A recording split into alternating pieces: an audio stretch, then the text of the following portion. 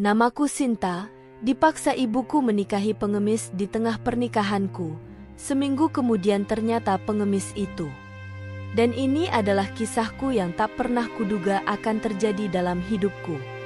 Semuanya bermula pada hari pernikahanku, hari yang seharusnya menjadi awal bahagia bersama Arga, pria yang telah kupacari selama 4 tahun. Gedung sudah penuh oleh para tamu. Musik mengalun pelan, gaun putih melekat sempurna di tubuhku. Tapi beberapa menit sebelum ijab kabul, ibuku menarikku ke samping. Wajahnya terlihat tegang. "Kita tidak bisa lanjut," katanya pelan, namun penuh tekanan. "Kau harus menikah dengan pria ini." Dari balik pintu, muncullah seorang pria berpakaian compang-camping. Tubuhnya kurus, wajahnya kotor, dan aroma tubuhnya menusuk hidung. Seorang pengemis yang sering kulihat di jalanan, kini berdiri di hadapanku sebagai calon suamiku. Aku menolak. Tentu saja.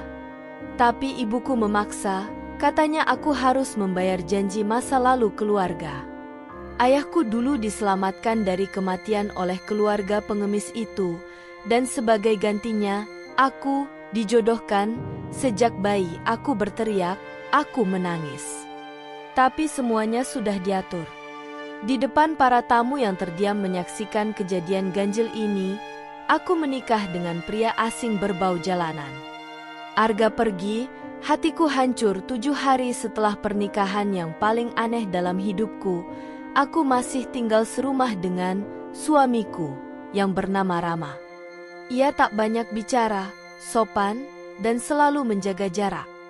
Tapi satu malam, ia mengajakku keluar rumah.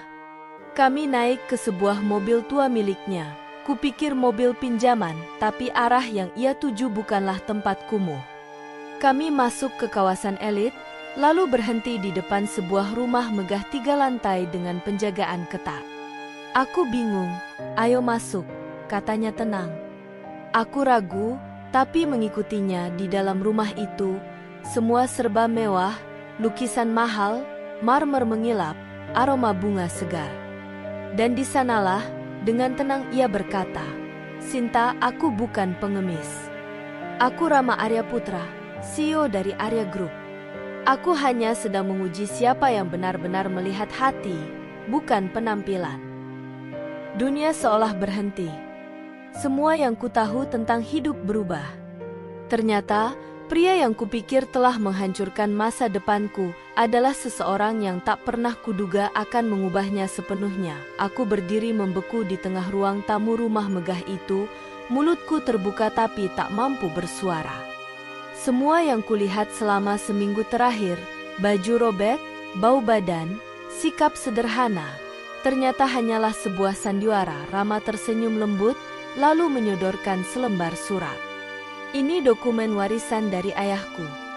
Sejak kecil aku dilatih untuk tidak sombong dan selalu mengerti arti kehidupan dari bawah. Jadi aku membuat pilihan. Sebelum menikah sungguhan, aku ingin tahu siapa yang bisa menerima aku dalam keadaan paling rendah." Aku memandangi surat itu, lalu menatap wajahnya. Tak ada lagi pria kotor yang kuanggap hina seminggu lalu. Yang berdiri di depanku kini adalah pria berwibawa, penuh kehangatan, dan, jujur, sangat tampan bila rapi. "Kenapa aku?" tanyaku lirih. "Karena ibumu tahu. Ia salah satu direktur di yayasan sosial milik keluargaku. Kami sudah lama mengenal keluargamu. Dan saat aku bilang aku ingin menikah dengan orang yang tidak terpesona oleh kekayaan, ibumu bilang kamu satu-satunya orang yang dia percaya." Aku terduduk di sofa, kepalaku pening. Selama ini aku menyimpan benci pada ibu, menganggap ia menghancurkan hidupku. Tapi ternyata, ia menyelamatkannya. Hari-hari setelah itu berlalu bagai mimpi. Rama mengajakku keliling dunia bisnisnya. Ia memperkenalkanku pada rekan-rekannya sebagai istrinya, bukan karena paksaan, tapi karena ia benar-benar memilihku. Ia tidak pernah memaksa cinta, tapi hari demi hari, aku mulai melihat dirinya dari sisi yang tak pernah kukira. Ia lembut. Ia sabar. Ia mendengarkan. Ia bukan hanya seorang miliarder dengan perusahaan di mana-mana. Ia adalah lelaki sejati yang bisa membuatku tertawa di hari paling gelap sekalipun, dan pada bulan ketiga pernikahan kami, ketika ia memintaku untuk benar-benar mencintainya, bukan karena kejutan harta, tapi karena siapa dia sebenarnya, aku hanya bisa menjawab, aku sudah jatuh cinta bukan pada Rama sang CEO. Tapi Rama yang dulu datang dengan baju sobek-sobek dan menatapku seolah aku satu-satunya alasan dia bertahan. Hari-hari setelah pengakuan Rama terasa seperti musim semi yang datang setelah musim dingin yang panjang. Kami tidak langsung berubah menjadi pasangan romantis seperti di film, tidak semudah itu. Tapi ada kenyamanan yang perlahan tumbuh, seperti api kecil yang disulut dari percikan kepercayaan. Aku masih mengingat malam ketika kami duduk berdua di balkon rumah megah itu, hanya ditemani suara jangkrik dan secangkir teh. Rama membuka tentang masa kecilnya, tentang bagaimana ia sengaja dibesarkan dalam kesederhanaan meski lahir dari keluarga kaya. Ayahku bilang, harta paling berharga bukan perusahaan atau uang. Tapi bagaimana kamu diperlakukan saat kamu tak punya apa-apa. Itu cermin yang paling jujur, katanya sambil menatap langit. Aku menatap wajahnya. Untuk pertama kalinya, aku melihat bukan pengemis, bukan miliarder, tapi seorang pria yang sedang mencari seseorang untuk percaya padanya, tanpa topeng apapun, dan pelan-pelan, aku pun belajar mempercayainya. Kami pergi berdua ke tempat-tempat sederhana. Makan di warung pinggir jalan, menyusuri pasar malam.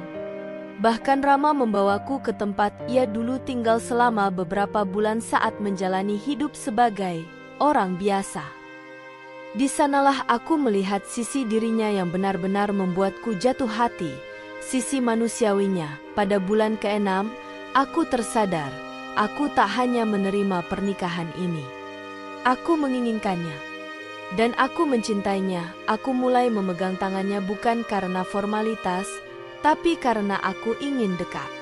Aku mulai mencium pipinya saat ia pulang kerja, bukan karena sopan santun istri, tapi karena aku rindu. Kemudian, di malam ulang tahunku yang ke-27, Rama membuat kejutan kecil, sebuah pesta sederhana di halaman belakang, lengkap dengan lilin, makanan favoritku, dan alunan musik dari band akustik. Di akhir malam itu, dia berlutut, mengeluarkan cincin berlian kecil, bukan yang mahal, tapi yang ia rancang sendiri.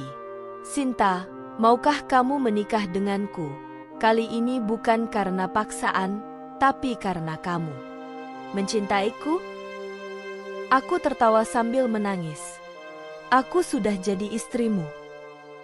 Ya, katanya sambil tersenyum, tapi sekarang aku ingin kamu memilihku dengan hatimu. Aku mengangguk pelan, menatap matanya yang hangat. Aku pilih kamu, Rama. Hari ini, besok, selamanya.